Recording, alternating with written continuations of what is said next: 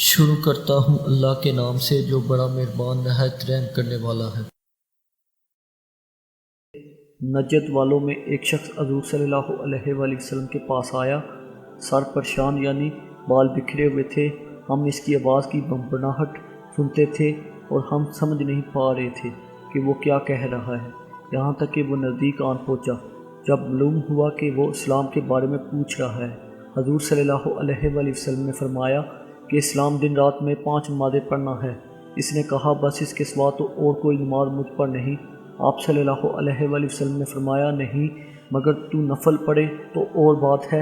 حضور صلی اللہ علیہ وآلہ وسلم نے فرمایا اور رمضان کے روزے رکھنا۔ اس نے کہا اور تو کوئی روزہ مجھ پر نہیں ہے۔ آپ صلی اللہ علیہ وآلہ وسلم نے فرمایا مگر تو نفل روزے رکھے تو اور بات ہے۔ طلحہ نے کہا اور حضور صلی اللہ علیہ وآلہ وسلم نے اس سے زکوٰۃ کا بیان کیا۔